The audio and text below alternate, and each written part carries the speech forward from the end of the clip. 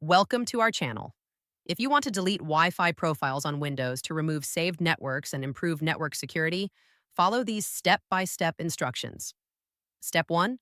Click on the Start menu and select Settings by clicking the gear icon. Step 2. Click on Network and Internet to access your network settings. Step 3. In the left sidebar, select Wi-Fi to view your wireless network options. Step 4. Click on Manage Known Networks to see a list of all saved Wi-Fi profiles on your Windows PC. Step 5. Browse through the list and locate the Wi-Fi network you want to delete. Step 6. Click on the network name to expand its options. Step 7. Click the Forget button to permanently remove the Wi-Fi profile from your Windows device. Step 8. Repeat these steps for any additional Wi-Fi profiles you want to delete from your known networks list. Step 9.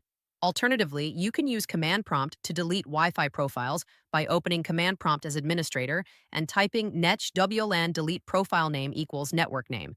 Step 10. Regularly review and delete old Wi-Fi profiles to maintain network security and reduce clutter on your Windows PC.